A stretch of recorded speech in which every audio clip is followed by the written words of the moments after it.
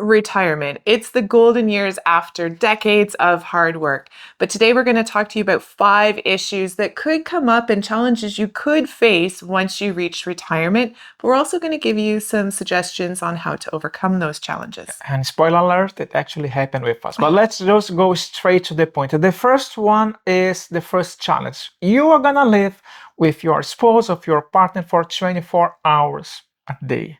Yeah. And I mean, this couldn't be truer for Jean and I. We are full-time travelers, so quite often the only people we have to talk to are each other, and we do everything together. So 24 hours a day sometimes can seem quite a lot, but we are developing a few little strategies in order to help us overcome that. Yeah, and one of the strategies that we decided to do is just take our own time. First of all, communication is really important. You have to be able to communicate how you're feeling to your partner, and the same way to receive that kind of feedback, right? We are not perfect. We have our moments that we do disagree in a few things, but at the end of the day, is it what it's like in the best interest for both of us? What have we decided to do? Well, I think it's really important just to kind of create your own daily tasks. So, for example, Jean is a night owl. I like mornings. So I'll get up and I'm trying to start doing some yoga. So I'll do my yoga. I'll sit and have a coffee by myself, maybe read a book. And then by that time, Jean's generally up and moving, and we'll sit down and we'll have breakfast. Same with him in the evenings. I generally go to bed a bit earlier, and that gives him some alone time where he can decompress, watch his own shows, kind of his own interests, if you will. So there's that.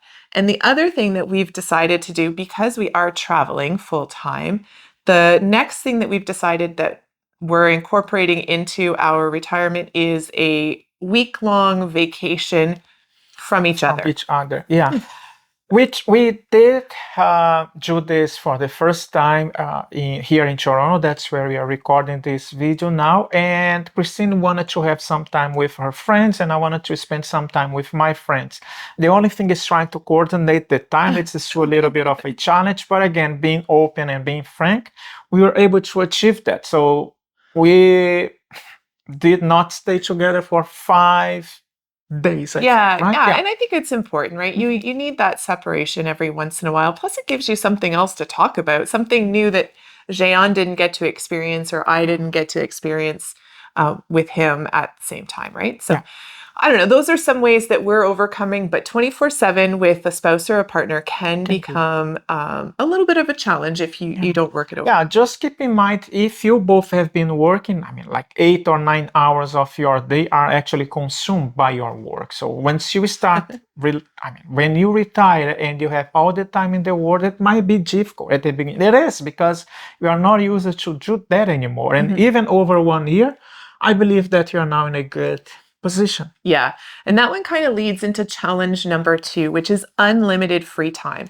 This is something that you have worked so hard to achieve, and we did as well. You work to achieve that point where you're able to retire and gain back control of your time to be able to decide what you want to do with it.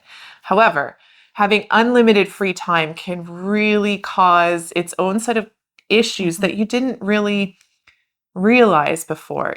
It's almost a little bit like decision overload. There's so many choices. What do you do with your time? Yeah, which end up being analysis paralysis. I used to be project manager, and I wanted to be in control of everything with my time, having goals, having deadlines, and all of this stuff. And all of a sudden, I don't have to deal with that anymore. It sounds easy, it sounds good that you have all the time in the world, but there's the opposite as well, which is, what am I gonna do with my time? And I always remind myself that we have to retire into something. If you don't know what you're gonna do, you might end up going back to work, which is also fine if this is what we wanted to do. Yeah, so one solution to overcome this unlimited amount of free time is sort of set up a retirement schedule for yourself. Now, you're not scheduling your day 24 hours a day, but have some sort of maybe anchor points throughout your week. So maybe there's a volunteer program that you want to go to on Tuesdays, or a specific fitness class, or I don't know, you go to the Legion or someplace to play cards with people on another day of the week.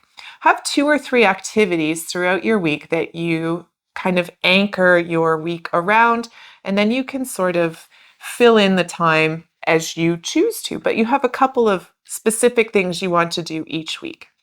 Let's talk about item number 3, which is shrinking your social circles. Yeah, and I think so many of us have a social circle that revolves around work.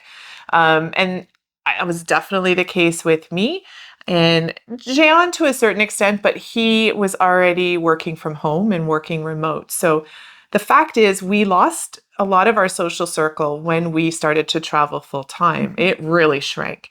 So I think you really need to start learning where to either redevelop old friendships or new ways to communicate with those work friends outside of work, or just meet new people. Yeah, it actually happened to me for the second time. I immigrated from Brazil to Canada more than 20 years ago, and I lost the sight of those friends that I had built throughout all my life in Brazil. So I have to restart doing this. And some of these people I end up losing communication, and I even told Christine, you gotta go and you have to make yourself more available to your friends, because you are the one who decided to take yourself out of the life that you built during your career. So if you want to keep, and as always, you're gonna keep friends, you're gonna see some of them once in a while, but that's okay. But those that are real close to you, you need to be the one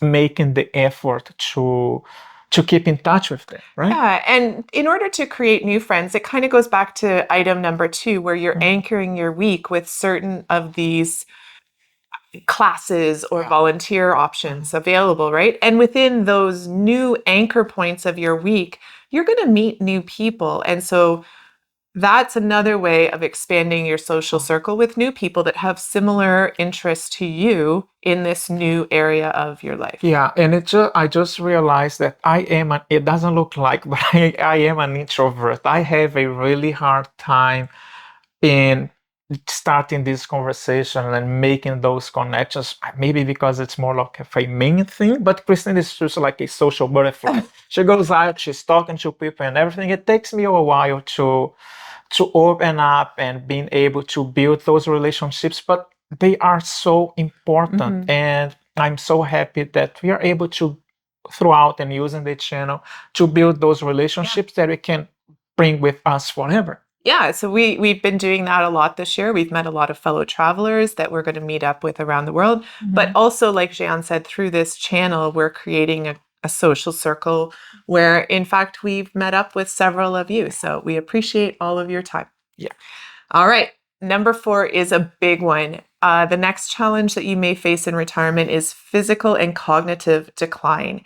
And this is a real one, and it's also a scary one, because once you start to lose your ability, like your mental sharpness that many of us have maintained due to working and doing these jobs that require us to be thinking quite quickly, it's hard to get that one back. I feel like your cognitive function is really important to keep on top of, along with your physical. Yeah, I believe physical, especially for me, it's more difficult to keep that, because the cognitive one, you have to keep your brain working all the time. And I try to do this. I don't know if I should talk about one of the things that I'm gonna do, but maybe I'll interject right now, which is learning a new language, learning a new skill, and doing something different. I try to learn Greek. We are gonna go to Greek and visit Greece for the first time, and I tried Duolingo. It's like an app, and it's free. And I tried to learn Greek. It was quite challenging. I was not able to do anything, and the only word that keeps coming to my mind is carotro, which means carrot. And then I thought, I think it's too hard, so let me try something else. Now I'm so focused, and I'm having a good time learning Italian, which is quite similar to the Brazilian, like to the Portuguese, and it makes me feel more comfortable in keep learning. So it's a challenge. But yeah, so doing things like that helps keep your cognitive function up. Make a deal with yourself to read a certain number of nonfiction books a week or a month or a year. Things like that. Keep your mind active. And the same goes for your body. Again, going back to making those anchor points, make one of your anchor points for your week physical activity. Go to some of these classes. A lot of places have free classes for retirees. Yeah. Get out there, move your body, become as active as possible, because the more you maintain your physical strength, the better quality of life you're going to have throughout your retirement. Yeah, and it's really gonna, the fact that we're able to record this video and share our feelings and our thoughts with you guys, it's also a good reminder. And I really wanted to go back and maybe in 5 years, if you have not subscribed, subscribe to the channel, and then you can see what's gonna happen in 5 years when we want to kind of revisit what we decided to do and how we are. And the physical aspect, it's quite important. I don't like going to the gym, but I know how important it is. And I'm having a hard time right now trying to go to a gym and lifting weights. It's not me. I like running, I like cardio. But if you don't take care of that, all the money, all the efforts that you have put in saving money, you're not going to be able to enjoy it all. Very true. Right? Okay, what is the last one? So the last challenge is feeling invisible in society. You go from having these jobs where you are somebody, you have a title. In Jean's case, he was project manager. He was the one that was responsible for ensuring that things got done and got done on time and on budget. And there's a lot of responsibility that comes along with that. In my case, I was a police officer. And these titles really help to define a lot of times who you are while you're working. But once you retire, that title is retired as well. You are no longer a project manager or a police officer. So who do you become? And sometimes you kind of feel invisible to people because you don't have that title that goes along with you. Yeah, and it's interesting. Sometimes you go to a new country and you gotta go through customs, and the person is gonna ask you, what do you do? And it never happened to me yet, but it's gonna happen sooner or later.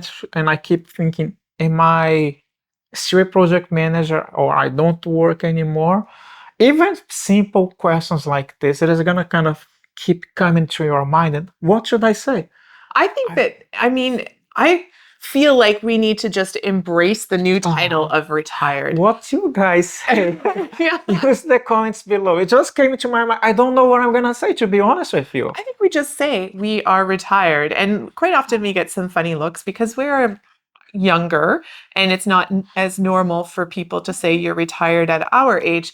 But I feel like we can make retired anything we want it to be, whether that's a traveler, whether that's a volunteer person, whether that's looking after your family and friends and grandchildren.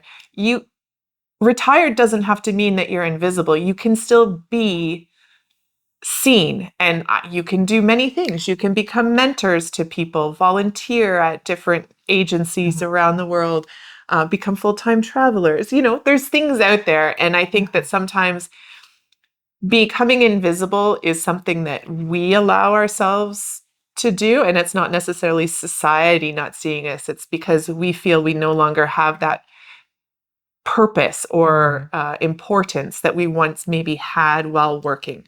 So if you feel it inside and make retired something significant to you, then you're significant to everyone. I still don't know what I'm gonna say. Share in the comments below. I hope that you're well, and I'll see you in our next video. Take care, guys. Bye.